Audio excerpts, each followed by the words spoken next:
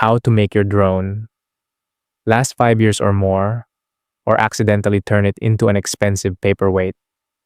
Every drone owner has two possible futures. 5 years from now, pwedeng lumilipad pa rin ng maayos ang drone mo, nakakakuha ng mga breathtaking photos, cinematic videos, at unforgettable memories. Or, pwedeng nakatambak lang siya sa istante, nangingiti ang alikabok, at naging isang napakamahal na paperweight. So, ano nga ba ang nagdedetermine kung alin sa dalawang futures na yan ang mangyayari sa'yo? Maraming tao ang nag-aakala na ang mga drone ay parang camera lang, na basta tinago mo sila ng maayos sa protective case, tatagal sila ng 5 o kahit 10 taon pa. At kapag kailangan mo nang gamitin, ilalabas mo lang, i-charge ang battery, at ready to fly na. Unfortunately, hindi ganun gumana ang mga drone. A drone is far more than just a camera. Isa itong precision flying machine. Bawat lipad ng drone mo, na-expose siya sa konting vibration, init, alikabok, moisture, pabago-bagong temperatura, wind resistance, at sa paulit-ulit na puwersa ng take-off, landing, acceleration, biglang pagpreno, at mga high-speed maneuvers. Mukhang hindi naman seryoso ang mga to kung iisipin. Pero lahat ng yan may iniiwang footprint o unti-unting damage. And over time, naiipon ang mga yan. The truth is, madalang masira ang drone ng biglaan o overnight lang. Parang kahit anong precision machine, dahan-dahan silang tumatanda. Isang lipad pagkatapos ng isa pa. Isang hard landing pagkatapos ng isa pa. Isang mainit na hapon. Isang maalikabok na lugar. Konting pasok ng moisture.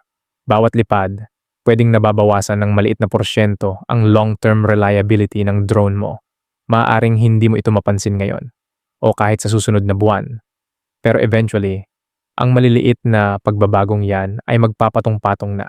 Ito ang isa sa pinakamalaking pagkakaiba ng mga taong nag-e-enjoy sa mga taon ng reliable flying kumpara sa mga owners na pagkalipas lang ng 6 hanggang 12 buwan ay nagkakaproblema na agad ang drone. Ang battery. Huwag mong balewalain. May isang part na kailangan talaga ng special attention. Ang battery. Maraming drone owners ang nag-aakala na ang battery ay tagasalo lang ng kuryente.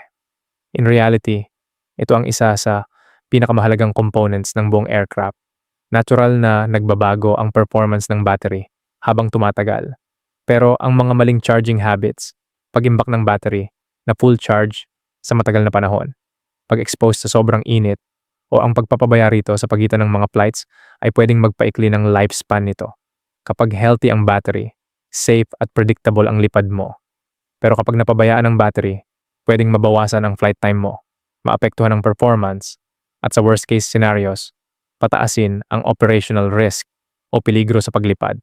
Alagaan din ang buong drone. Siyempre, huwag ding kalimutan ang iba pang parte ng drone.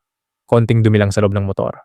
Isang propeller na may kaunting awang o baluktot, isang maluwag na arm pagkatapos ng medyo matitinding landing, konting moisture matapos lumipad sa ambon. Kung titingnan mo pa isa-isa, parang harmless naman ang mga to. Pero kapag pinagsama-sama mo, unti-unti nitong pinapababa ang reliability ng drone mo.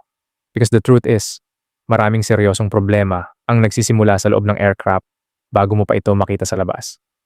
Bakit importante ang preventive maintenance? Isipin mo na lang ang kotse mo.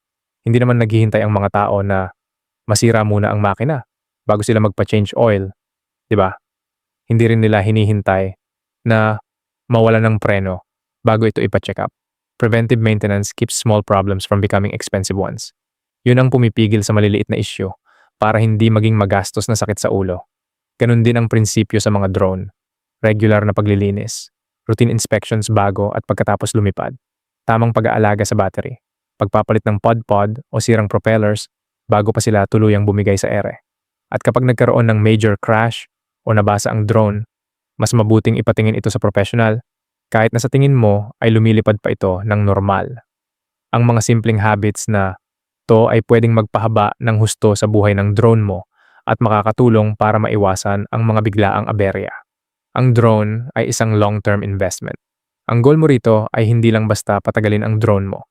Ang totoong goal ay ang mapanatili itong lumilipad ng ligtas, reliable, at may kumpiyansa ka bawat beses na mag-take off ka. The good news is, hindi ito tsamba o nadadaan sa swerte lang. In most cases, ang lifespan ng drone mo ay nakadepende sa kung paano mo ito alagaan. Bawat inspection, bawat paglilinis, bawat battery na tinatabi ng tama.